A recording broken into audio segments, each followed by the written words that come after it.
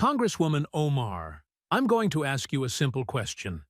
If the United States and Somalia went to war hypothetically, which side would you want to win?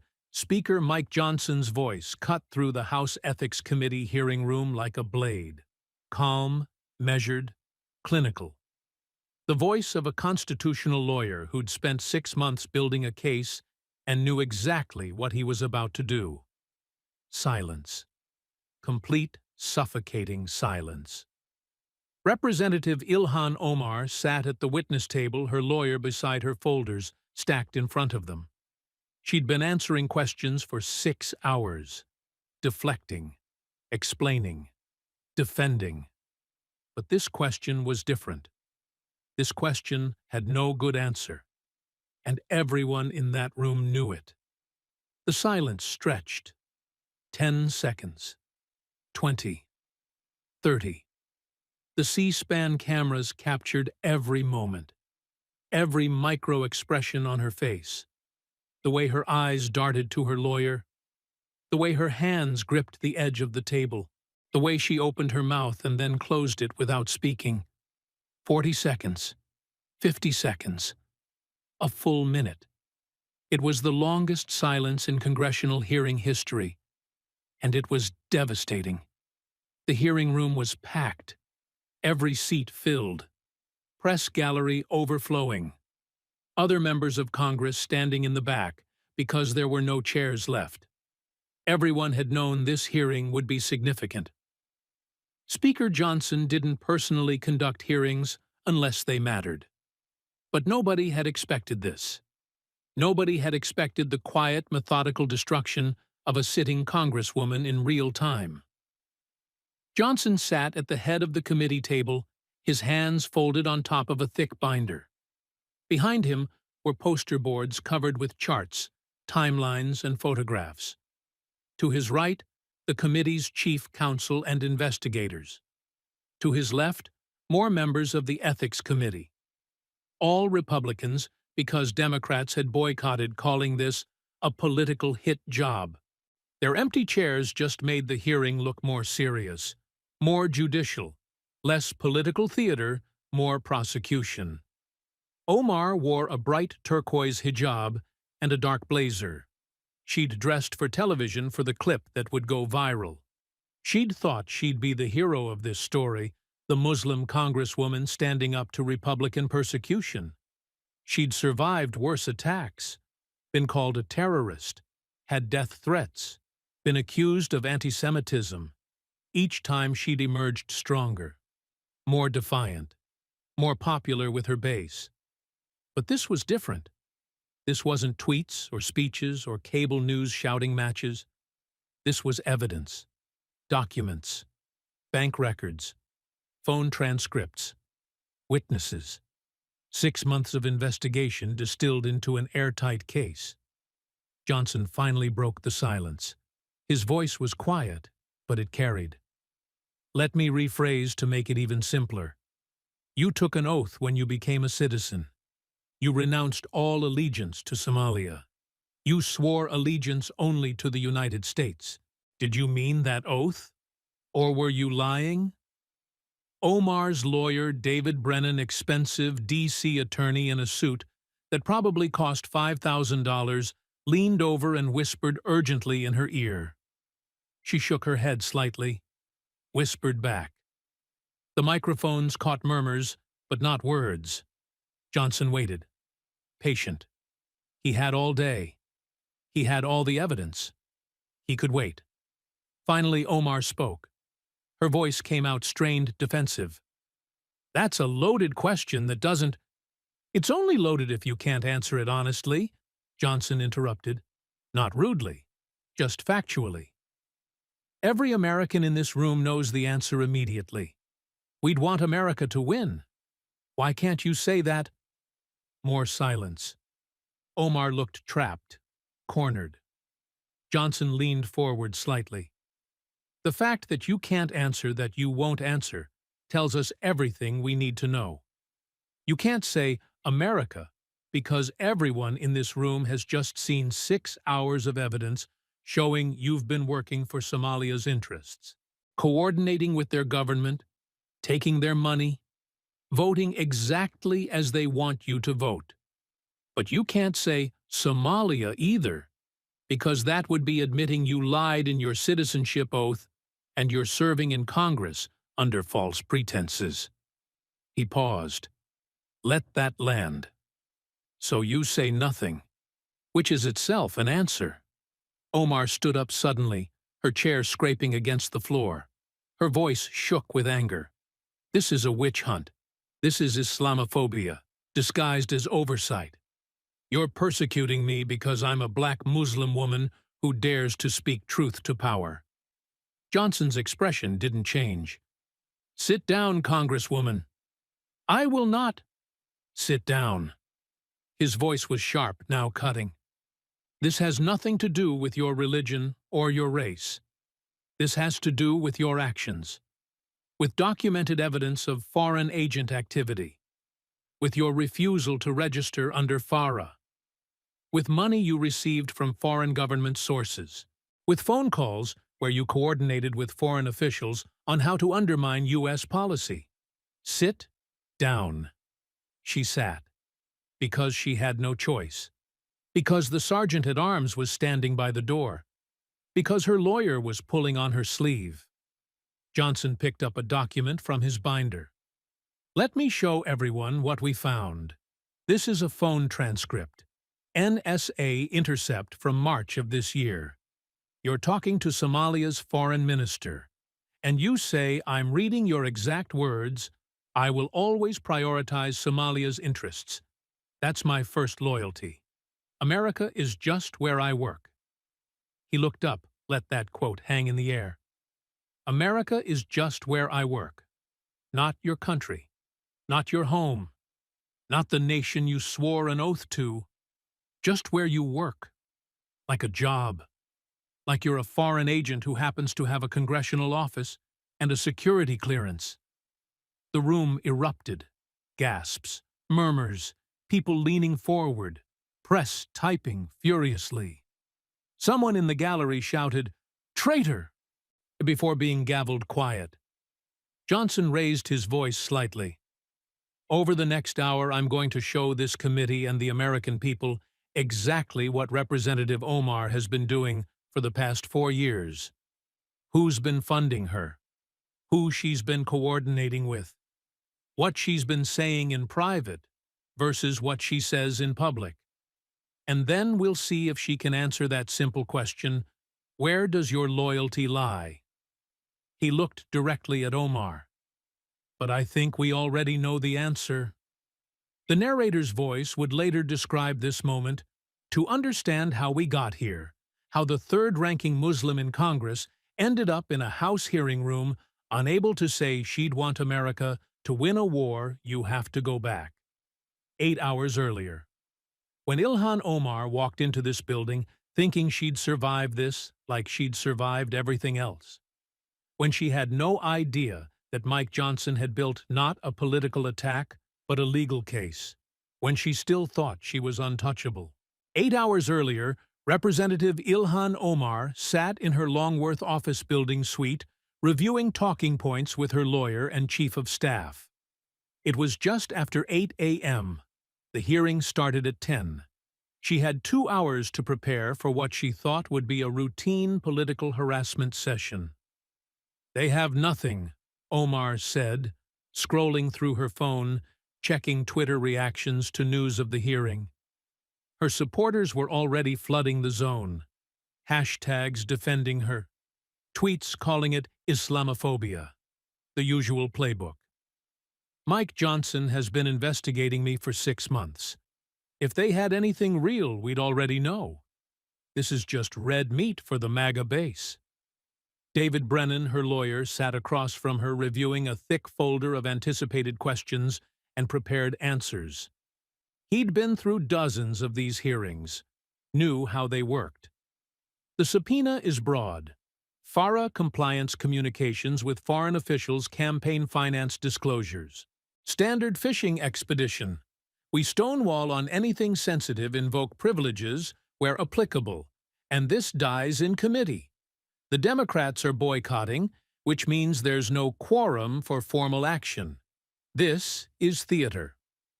Her chief of staff, Marcus Osman, flipped through printed-out press releases ready to go.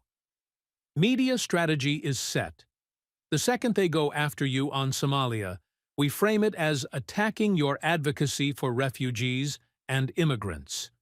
If they bring up money, all contributions were properly disclosed per FEC rules.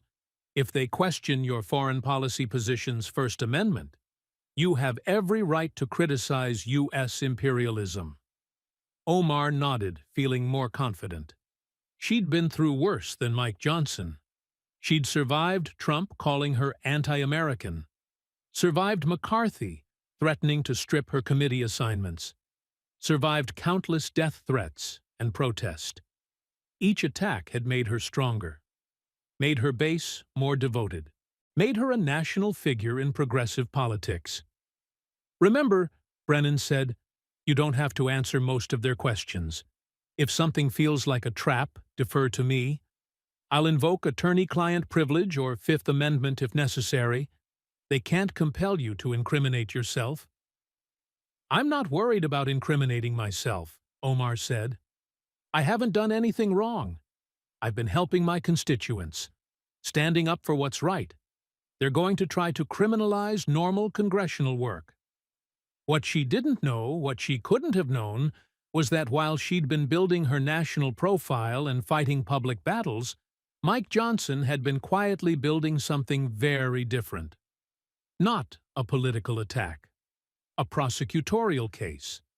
6 months of investigation, subpoenas, document requests, witness interviews, NSA intercepts obtained through proper FISA warrants, financial records traced through multiple banks and countries. Johnson had done what prosecutors do, built a case brick by brick until it was unassailable. 3 blocks away in the Speaker's office in the Capitol, Mike Johnson sat at his desk going through the final briefing book one more time.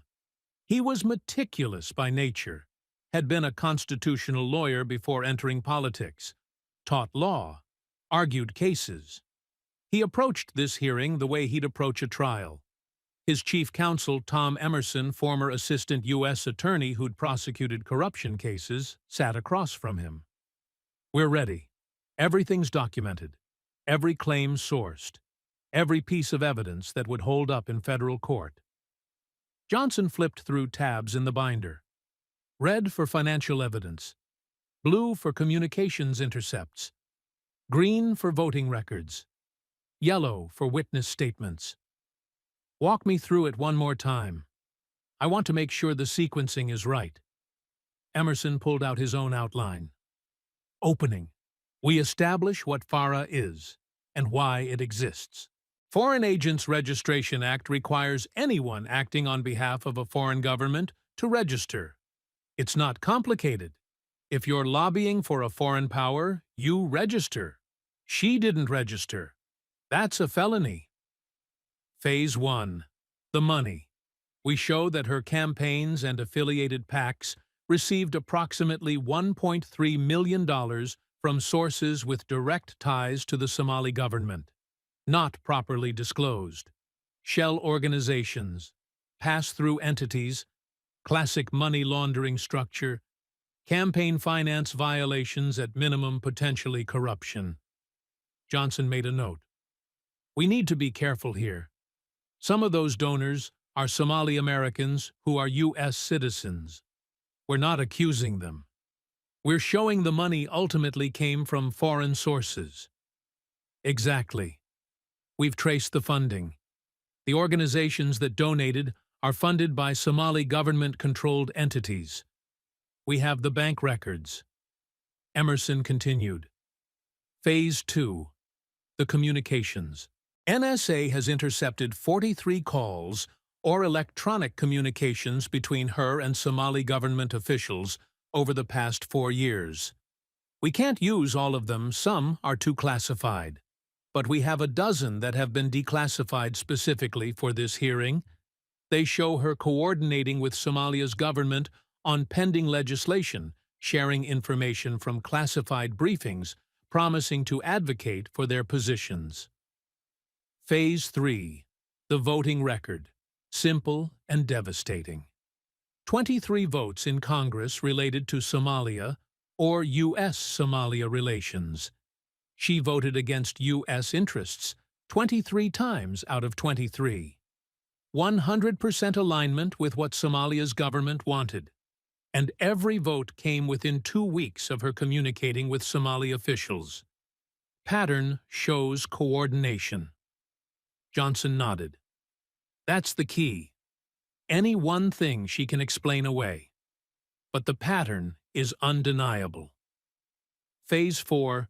The witnesses.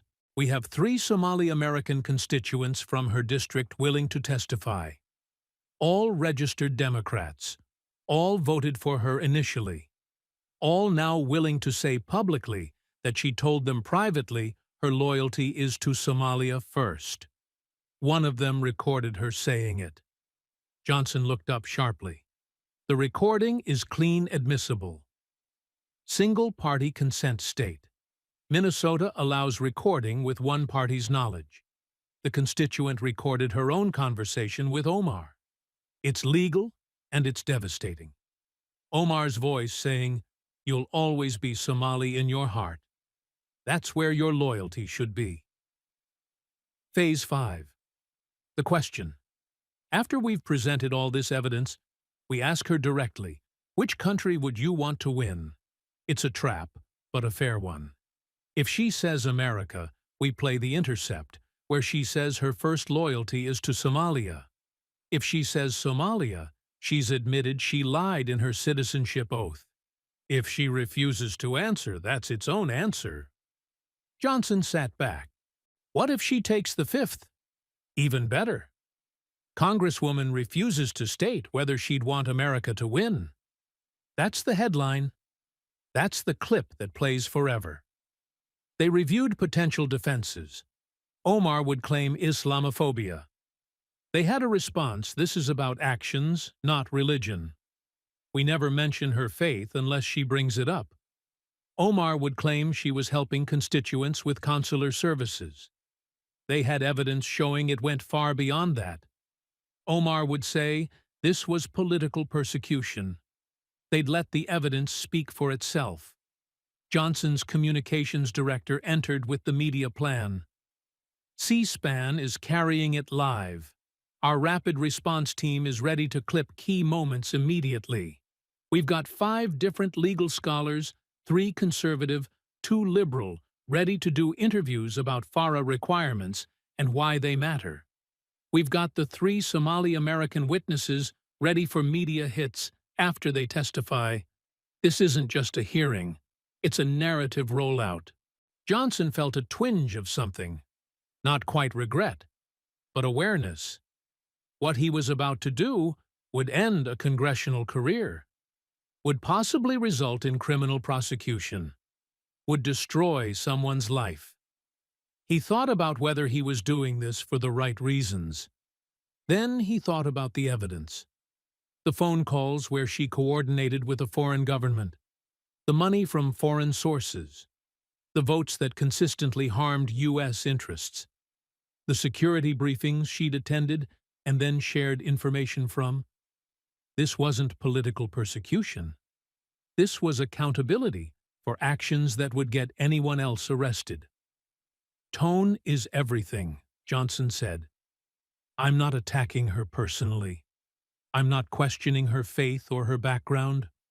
I'm presenting evidence of specific actions that violate federal law. Clinical, professional, prosecutorial. Let the facts speak. At 9:30 a.m., both sides moved toward the hearing room. Omar walked through the Capitol surrounded by supporters. Members of the squad, AOC Rashida Tlaib, Ayanna Pressley, flanking her in solidarity. Cameras everywhere. She stopped for a quick statement to the press. This hearing is a political witch hunt designed to silence a black Muslim woman who speaks truth to power. But I will not be silenced. I will not be intimidated. and I will continue fighting for my constituents and for justice." She looked strong, defiant, ready for battle. Johnson entered through a side door avoiding cameras, carrying his binder, looking like a lawyer heading to court. No performance, no press conference, just preparation. The hearing room filled quickly, every seat taken, press gallery packed. Gallery seats filled with Omar supporters wearing "We Stand with Ilhan" buttons mixed with critics holding signs about accountability and law. Capitol Police everywhere anticipating disruption. At exactly 10 a.m., Johnson gavelled the hearing to order. "The House Committee on Ethics will come to order. We are here today to investigate potential violations of the Foreign Agents Registration Act and related federal laws by Representative Ilhan Omar of Minnesota's 5th Congressional District." His voice was formal procedural. This wasn't political theater. This was official business. "Congresswoman Omar, you have been subpoenaed to testify. You have the right to counsel, which I see you've exercised. You have the right to make an opening statement. You have the right to refuse to answer questions, though the committee may draw appropriate inferences from such refusal. Do you understand these rights?" Omar nodded. "I do. Would you like to make an opening statement?" She stood. She'd prepared for this moment, the speech that would go viral, the defiant stand against persecution. "Yes, Mr. Speaker. Thank you." She looked directly at the cameras. "I want to start by saying this hearing is a disgrace. It's political persecution disguised as oversight. I'm being targeted because I'm a black Muslim woman who speaks truth to power. Because I criticize U.S. foreign policy. Because I stand with refugees and immigrants. Because I dare to ask why we spend billions on weapons instead of health care and education." She was hitting her stride, now voice strong. "I came to this country as a refugee fleeing war. I lived in a camp. I came to America with nothing. I learned English. I became a citizen. I worked hard. I served my community. And I was elected to Congress to represent my constituents. Everything I have done, everything has been in service of my constituents, helping Somali Americans navigate immigration issues, advocating for policies that help refugees and displaced people, speaking out against U.S. interventions that destabilize other countries. That's not being a foreign agent. That's being a representative." Her supporters in the gallery began applauding. Johnson let it go on for a few seconds, then gavelled them quiet. "Order. We will have order, or I will clear the gallery." Omar continued. "This committee has been investigating me for 6 months, based on conspiracy theories promoted by right-wing media. They have twisted normal congressional work into something sinister. They have taken my advocacy for human rights and called it foreign influence. They have used my Muslim faith and my black identity against me." She looked directly at Johnson. "I will not be silenced. I will not apologize for who I am or what I believe. And I will continue fighting for justice no matter how many hearings you hold." She sat down. Her supporters applauded again until Johnson gavelled them quiet with a warning. She looked confident, pleased with herself. She'd delivered the speech, set the narrative. Now it was just a matter of getting through the hearing with that narrative intact. Johnson let the moment settle, then opened his binder. "Thank you for that statement, Congresswoman.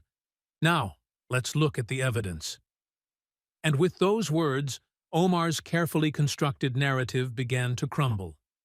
Johnson pulled out the first set of documents, slid copies to the committee members and to Omar's lawyer. "Let's start with campaign finance.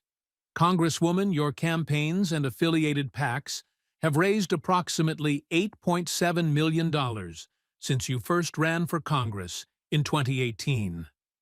Does that sound accurate? Omar glanced at her lawyer, who nodded slightly. I don't have exact numbers in front of me, but that's approximately correct. Of that $8.7 million, approximately $1.3 million came from sources with direct ties to the Somali government or Somali government-controlled entities. Were you aware of that? Her lawyer started to speak, but Omar cut him off. All of my campaign contributions were properly vetted and disclosed according to FEC regulations. That wasn't my question, Johnson interrupted gently. Were you aware that significant portions of your funding came from Somali government-linked sources, yes or no? Pause. I received donations from many sources, including Somali American community organizations. Let me be specific. Johnson pulled up a document on the screen behind him, large enough for everyone to see. The Somali American Leadership Council donated $380,000 to your campaigns across 3 election cycles. That's the single largest organizational donor to your campaigns. Correct? That's a legitimate American organization. It's incorporated in America, yes. But let's talk about where its money comes from. Johnson clicked to the next slide, a flowchart showing money movement. The Somali American Leadership Council receives 87% of its funding from the Somali Commercial Bank. The bank is headquartered in Mogadishu. Its chairman is Abdi Hassan Mahdi, who is the brother of Somalia's finance minister. The bank is effectively controlled by individuals closely tied to Somalia's government. He let that sink in. So when the Somali American Leadership Council donates to your campaign, where is that money really coming from? Omar's lawyer leaned forward. Mr. Speaker, the organization is a registered 501c4 in the United States. My client followed all FEC disclosure requirements. Did she disclose that the organization was funded by a Somali government-controlled bank? Did she disclose the foreign source of the funds? Silence. Johnson pulled out more documents. Let me show you something else. This is from the Treasury Department's Financial Crimes Enforcement Network, FinCEN. They track money laundering. They flagged the Somali American Leadership Council 2 years ago because of unusual money flows from Somalia. Large wire transfers from Mogadishu timed to coincide with U.S. election cycles. He showed the timeline. June 2020, $150,000 wired from Mogadishu to the council. 2 weeks later, $75,000 donated to your campaign. October 2022. $100,000 from Mogadishu. 3 weeks later, $100,000 to your campaign. The pattern repeats through 2022 and 2024. This isn't a grassroots American organization supporting your campaign. This is foreign money being laundered through a U.S. entity to fund your campaigns. That's illegal. Omar tried to respond. I had no knowledge of the internal funding sources. You met with Abdi Hassan Mahdi 6 times during your first campaign. He hosted a fundraiser for you in Minneapolis, where he was the guest of honor. Multiple witnesses heard him introduce you as our voice in Congress and the representative for all Somalis here and in the homeland. You're telling me you didn't know he was connected to Somalia's government? No good answer. Johnson moved on. The Horn of Africa Development Association donated $220,000 across your campaigns, also funded primarily by Somali government sources. The East African Community Foundation donated $180,000. Same funding structure. The Mogadishu Business Alliance donated $140,000. Funded by businesses owned by individuals with direct ties to Somalia's government. He showed a chart. All told, we've traced $1.3 million in campaign donations to foreign sources. That's 15% of everything you've raised. And you expect us to believe you had no idea. Her lawyer objected. These are American organizations making legal donations. They're pass-throughs, shell organizations. The money originates in Somalia, gets laundered through U.S. entities, and ends up in her campaign. That's how foreign governments circumvent campaign finance law. And she knew it. Johnson pulled out another folder. Let's talk about your husband, Ahmed Hirsi. He runs a company called Sahan Services Group. According to your financial disclosures, that company has received $280,000 in consulting fees from various Somali businesses over the past 4 years. What services does his company provide? Omar's face tightened. My husband's business is separate from my congressional work. He works from your house. You file joint tax returns. His income is your income. So I'll ask again, what did his company do to earn $280,000 from businesses in Somalia? Her lawyer whispered to her. She shook her head slightly. Johnson didn't wait. Let me tell you what our investigators found. Sahan Services Group has no website, no LinkedIn profile, no other clients we can identify besides these Somali businesses, no employees other than your husband. The consulting is undefined. No work product, no deliverables, no contracts specifying services. He showed bank records. But what we do have is a pattern.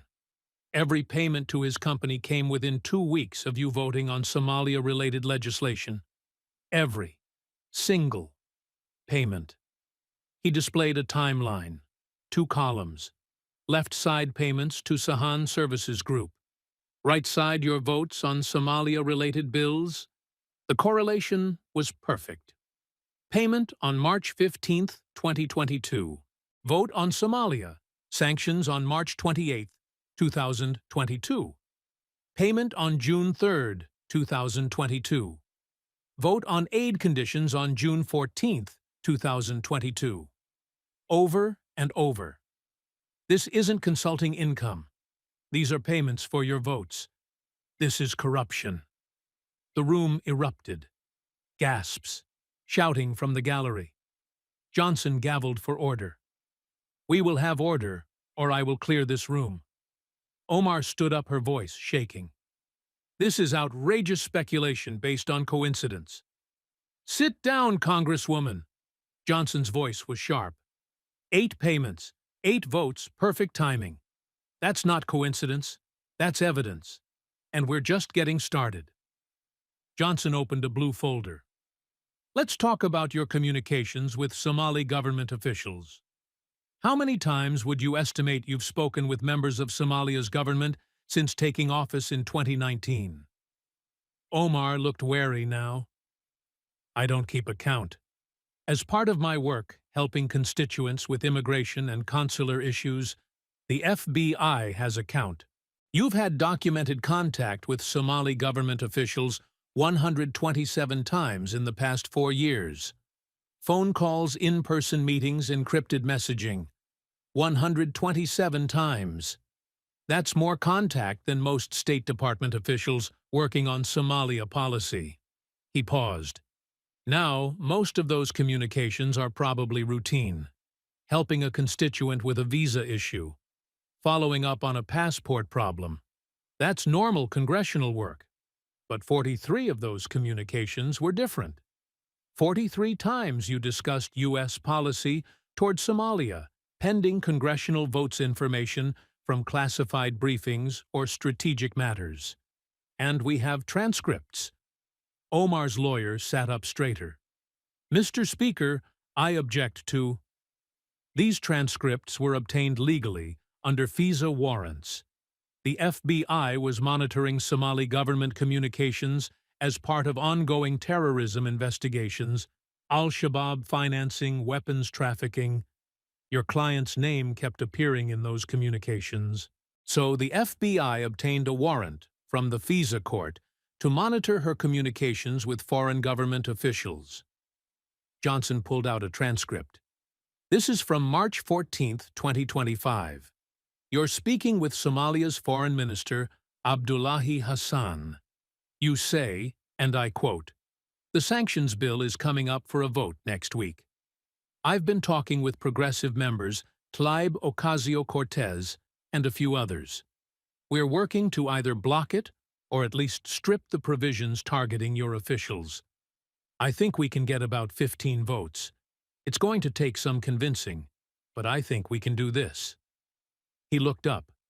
"You're coordinating with a foreign government on how to defeat U.S. legislation. That's not constituent services. That's lobbying for a foreign power. That's exactly what FARA is designed to prevent." Omar started to speak, but Johnson continued. Here's another one. April 2nd, 2025. You're speaking with Ambassador Omar Sharif, Somalia's ambassador to the United States. You say, "I attended a classified briefing yesterday on regional security and counterterrorism operations. I obviously can't share classified details, but I can tell you that the U.S. is planning to increase drone operations and special forces activities in the southern provinces over the next few months. Your government should prepare accordingly. You should start messaging about civilian casualties now, before the operations begin." The room went silent. Completely silent. Johnson's voice got harder. "You attended a classified briefing. Then you called a foreign government official and told him about upcoming U.S. military operations. You gave them advance warning so they could prepare. That's a violation of your security clearance. That's potentially espionage. Americans could have died because of what you told them." Omar's lawyer was on his feet. "Mr. Speaker, this is highly prejudicial. It's her voice, her words, legally obtained. Would you like me to play the audio?" He pressed a button. Omar's voice filled the room crystal clear, saying exactly what Johnson had read. The audio quality was professional. NSA intercept. Undeniable. Johnson turned off the audio. "Let me share one more. This is my favorite.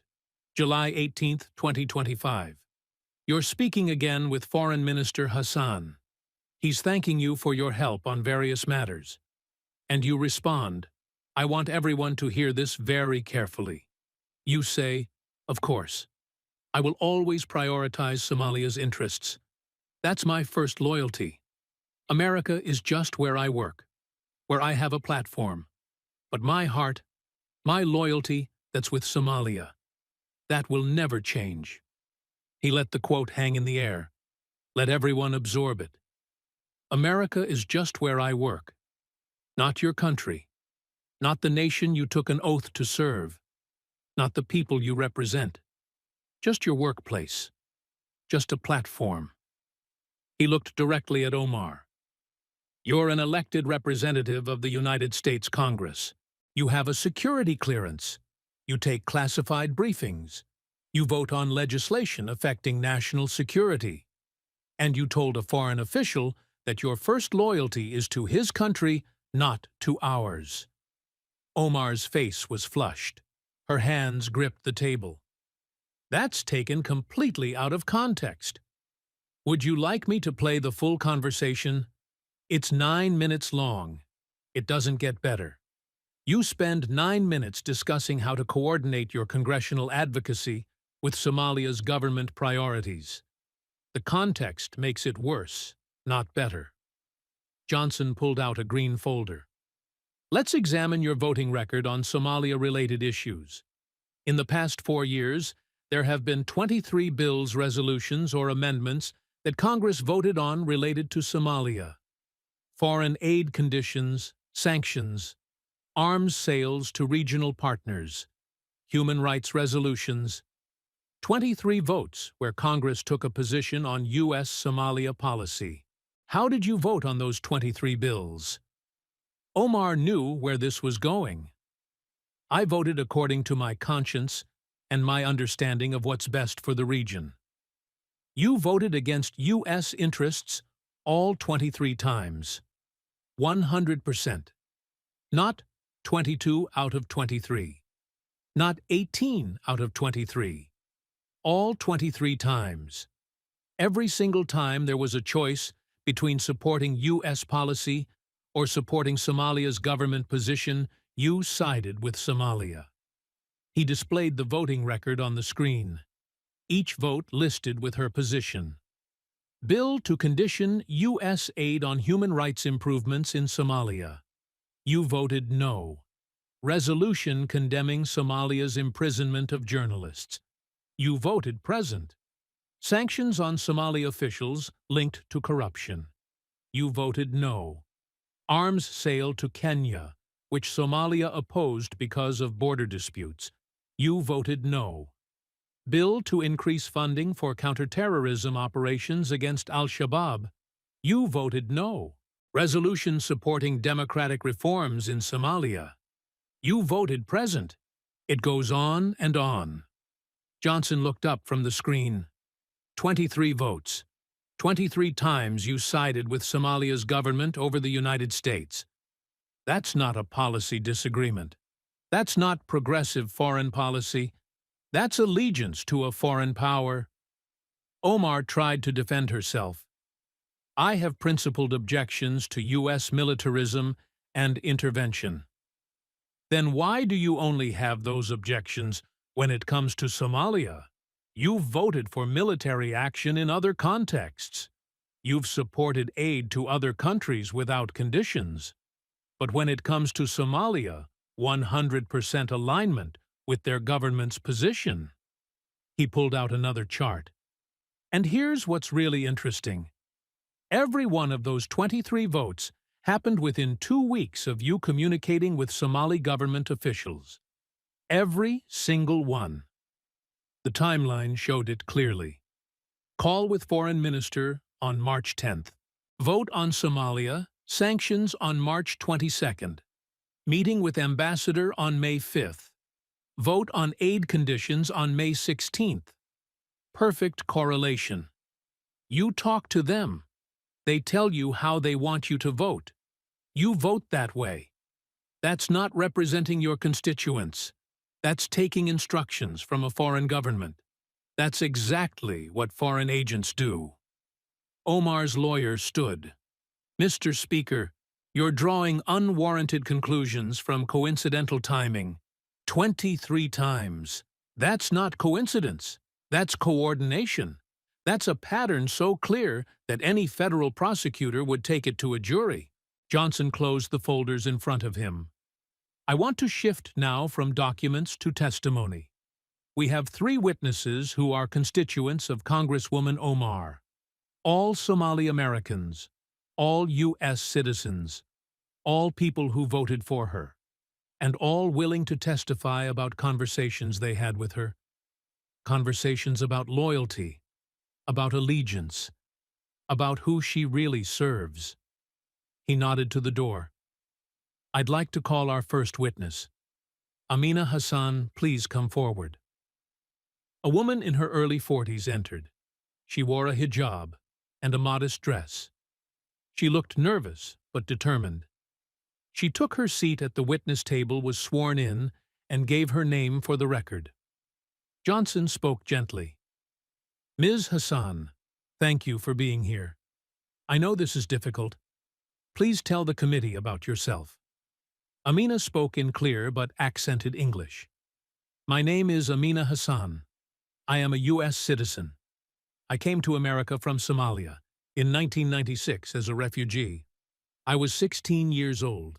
I have lived in Minneapolis ever since. I work as a nurse at Hennepin County Medical Center. I am married. I have 3 children who were all born in America. And you live in Congresswoman Omar's district? Yes, the 5th district. Did you vote for her? Yes, in 2018 and in 2020. I was very proud when she was elected. She was like us, a refugee who made it. I thought she would represent our community well. I thought she would help us integrate into American society, help us succeed. Johnson nodded. What changed your mind about her? Amina took a breath. In 2020, there was a town hall meeting in Minneapolis, Cedar Riverside neighborhood. I attended because I wanted to ask about programs to help refugees integrate. English classes, job training, citizenship support. Things to help us become American. What happened? I asked my question. I said that many refugees want to integrate, want to become fully American, but need support to do it. And she got angry. Amina's voice got stronger. She said we shouldn't have to assimilate, that we should keep our Somali identity and culture, that America needs to change to accommodate us, not the other way around. What was your reaction? I was confused. I came to America because I wanted to be American. I love Somalia. It's where I was born, but I chose to become American. I took the citizenship oath. I meant it. Johnson leaned forward. Did you speak with Congresswoman Omar after the event? Yes. I waited until most people had left. I approached her privately. I told her that I didn't come to America to stay Somali. I came to become American. And she, Amina paused, emotional now. She looked at me like I was a traitor. She said, "You can be American on paper, but you'll always be Somali in your heart. That's where your loyalty should be. To our people. To our homeland." Did anyone else hear this conversation? My husband was with me. He heard it too. And what did you think when she said that? Amina's voice cracked slightly. I thought she didn't understand what it means to be an American. Or maybe she understood and just didn't care. I came here as a refugee. I was given a chance at a new life. I love America. This is my home now. And she was telling me that wasn't good enough, that I should stay loyal to Somalia. Johnson pulled out his phone. Ms. Hassan, do you have any documentation of this conversation? Yes. She pulled out her own phone. After that conversation, I became suspicious of her. So the next time I saw her at another event a few months later, I recorded our conversation. And what did she say in that conversation? Amina played the audio. Omar's voice unmistakable.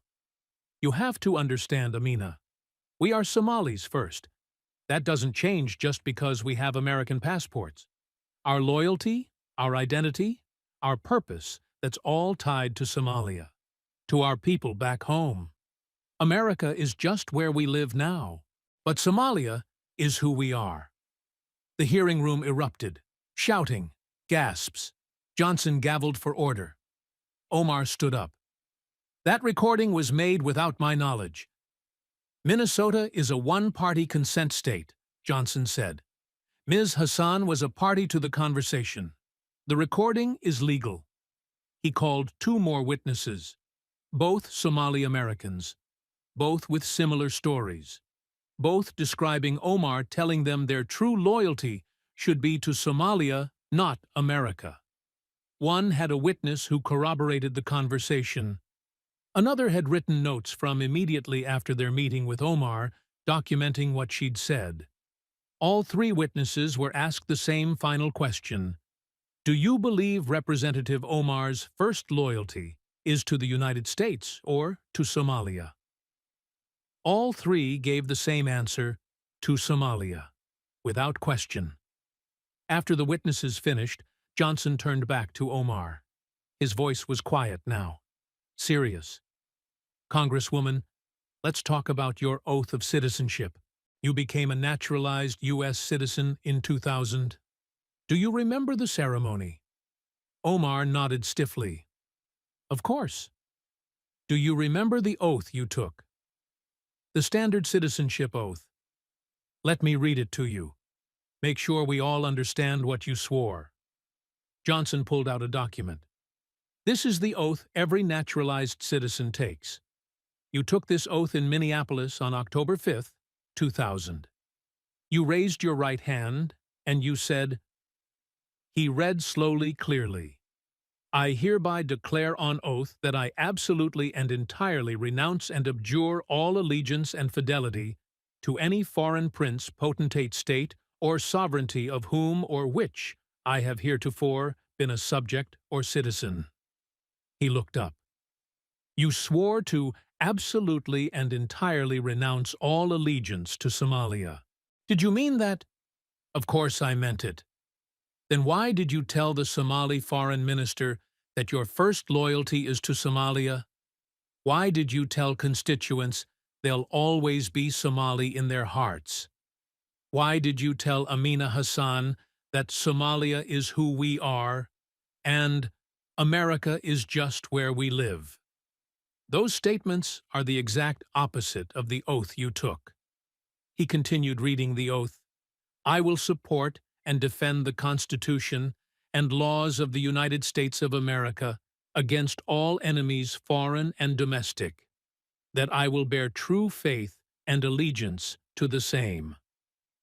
You swore to bear true faith and allegiance to the United States. Have you done that? I have. You've coordinated with a foreign government on how to defeat U.S. legislation. You've shared classified information with foreign officials.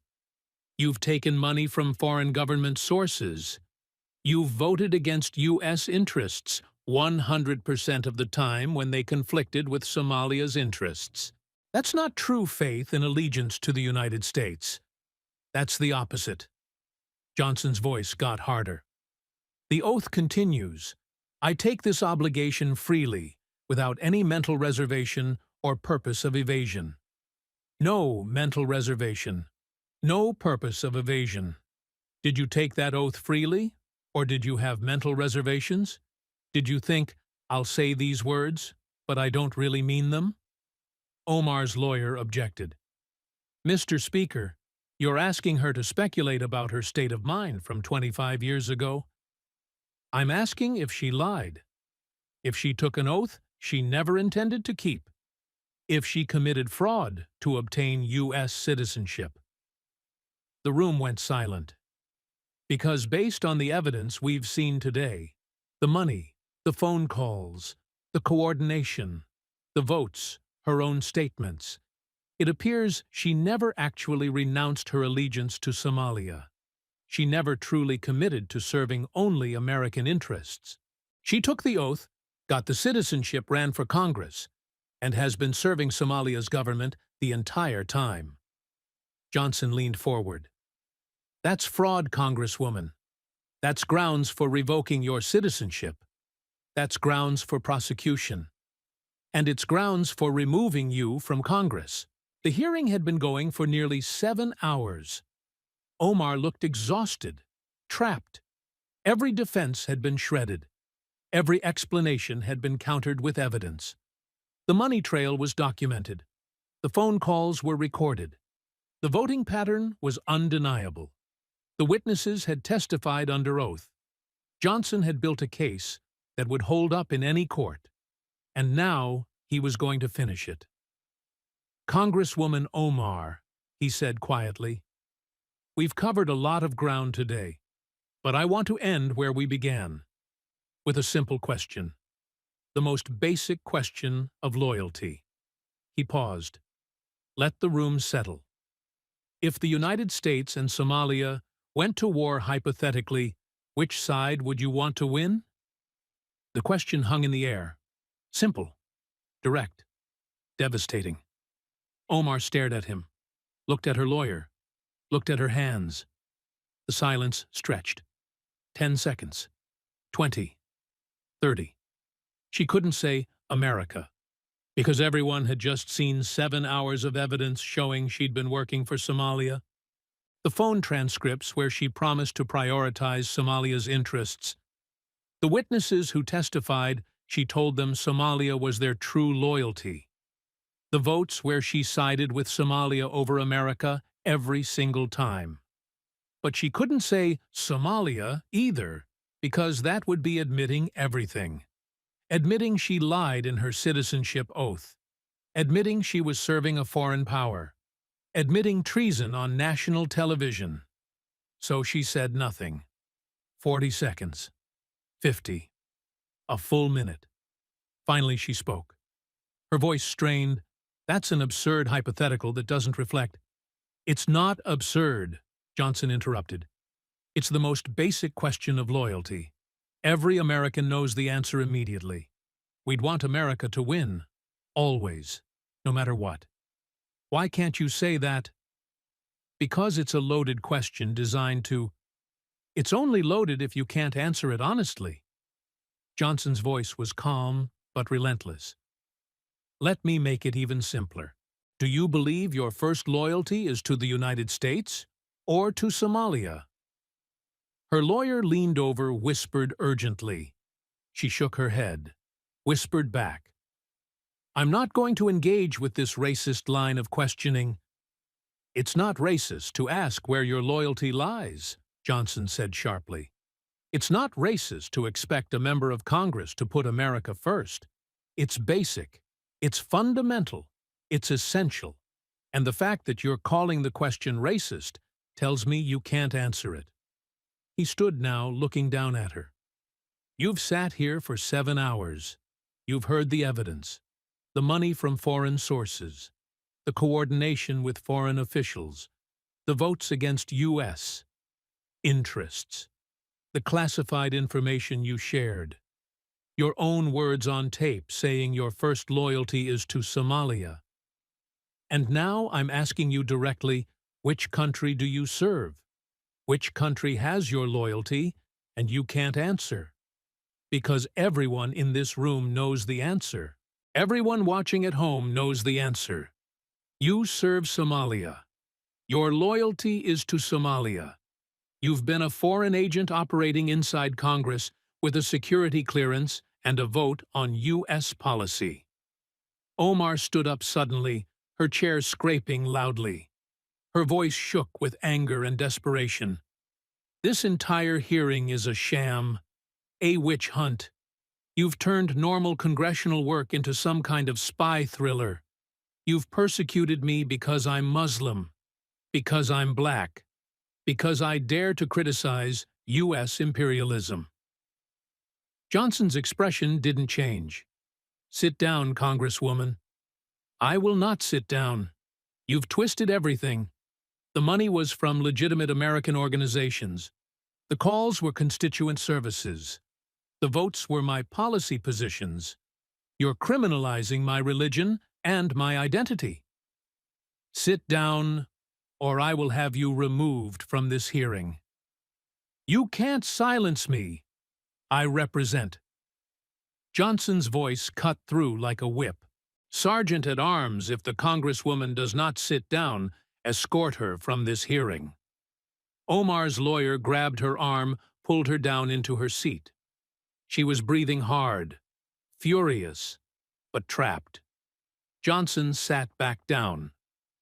Let the record reflect that Representative Omar refuses to answer whether her first loyalty is to the United States.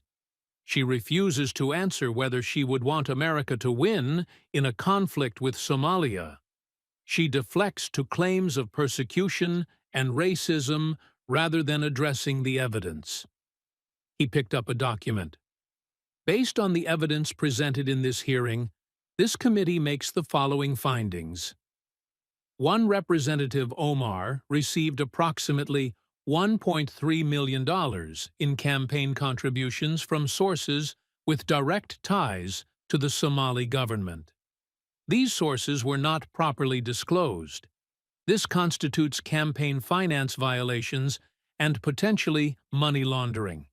2 Representative Omar communicated with Somali government officials 127 times over 4 years, including 43 communications where she discussed U.S. policy congressional votes and classified information. She coordinated her congressional activities with a foreign government. This constitutes activity requiring registration under the Foreign Agents Registration Act. She did not register. That is a felony. 3. Representative Omar shared information derived from classified briefings with foreign officials. This constitutes a security clearance violation and potentially espionage. 4. Representative Omar voted against U.S. interests 100% of the time when those interests conflicted with Somalia's government positions. The pattern and timing of these votes, combined with her communications with Somali officials, demonstrates coordination with a foreign power. 5. Representative Omar made statements to constituents and to foreign officials, indicating her primary loyalty is to Somalia rather than to the United States. This contradicts her citizenship oath and her congressional oath of office. Johnson looked up. Based on these findings, this committee will be making several referrals. First, to the Department of Justice for prosecution under the Foreign Agents Registration Act campaign finance laws and laws regarding classified information. Second, to the House Ethics Committee for violations of House rules regarding outside income conflicts of interest and conduct unbecoming a member of Congress. Third, to the Office of the Director of National Intelligence for immediate revocation of Representative Omar's security clearance. Fourth, to U.S. Citizenship and Immigration Services for investigation of potential fraud in her citizenship application.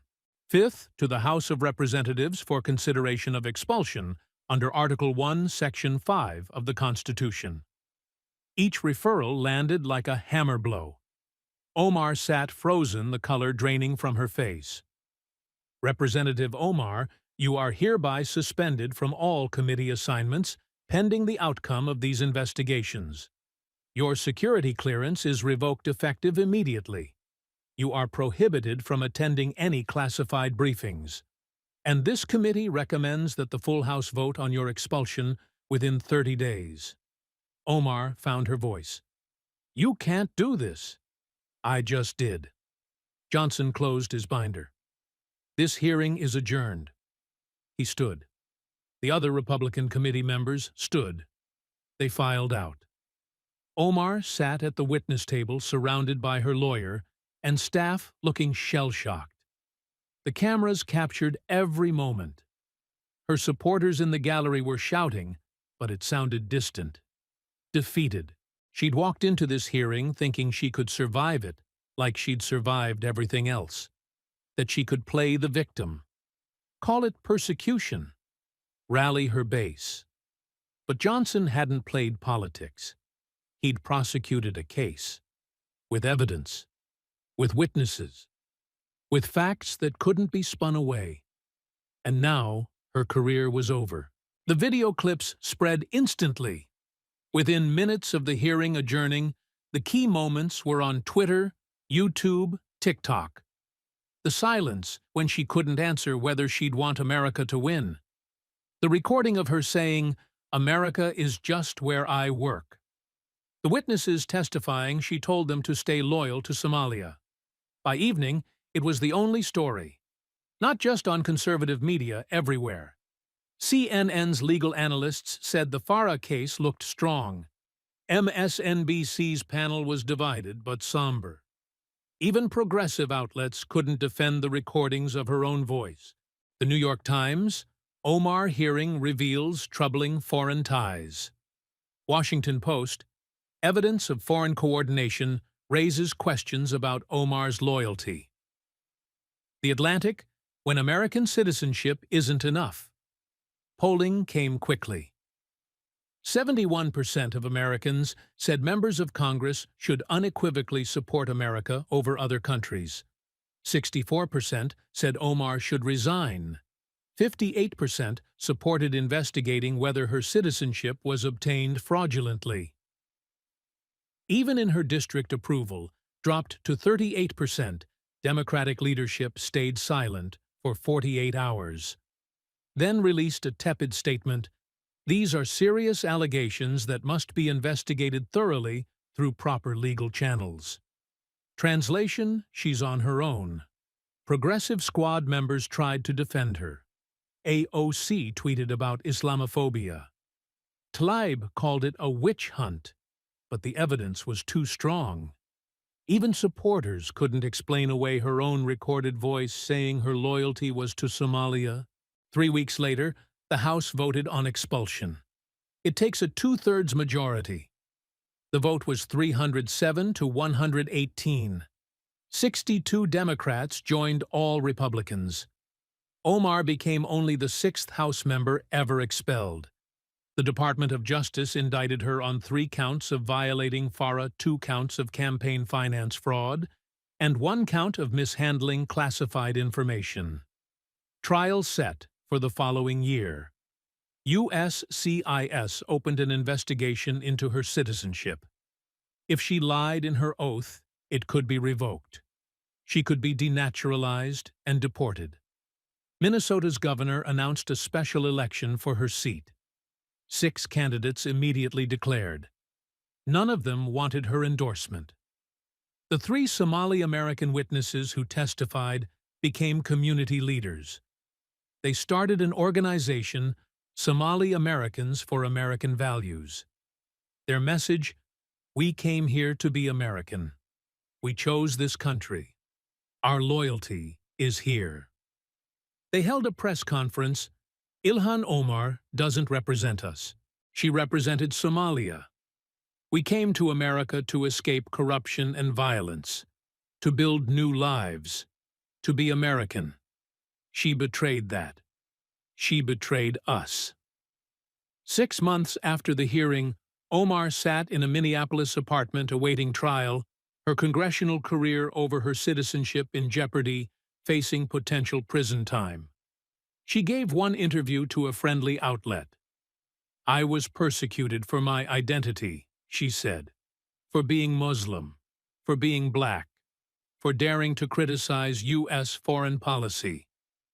But nobody was listening anymore, because they'd all seen the evidence, heard the recordings, watched her unable to answer one simple question: would you want America to win? The lesson was simple and brutal. You can be born somewhere else. You can immigrate. You can become a citizen. You can even serve in Congress. But the oath you take to renounce all other allegiances to serve only America, that oath has to mean something. Ilhan Omar took that oath, and she broke it.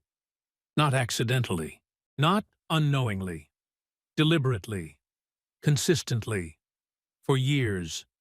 She coordinated with a foreign government, took their money, voted as they wanted, shared classified information, told constituents their loyalty should be to another country, said on tape that America was just where she worked. And when she was finally held accountable, when Mike Johnson spent 6 months building an airtight case and presented it methodically, professionally, without rhetoric or hyperbole, she had no defense except to call it persecution. But you can't claim persecution when they have recordings of your voice, bank records of the money, witnesses under oath, a voting record that speaks for itself. You can't claim Islamophobia when the question isn't about your religion, but about your actions. You can't claim racism when Americans of all backgrounds expect the same thing from their representatives: loyalty to America. Ilhan Omar failed that test. Failed it repeatedly. Failed it so thoroughly that she couldn't even say she'd want America to win a war. And that's why her career ended in a hearing room, with cameras rolling, with evidence stacked high, with one question she couldn't answer: where does your loyalty lie? She never said America, and that told everyone everything they needed to know.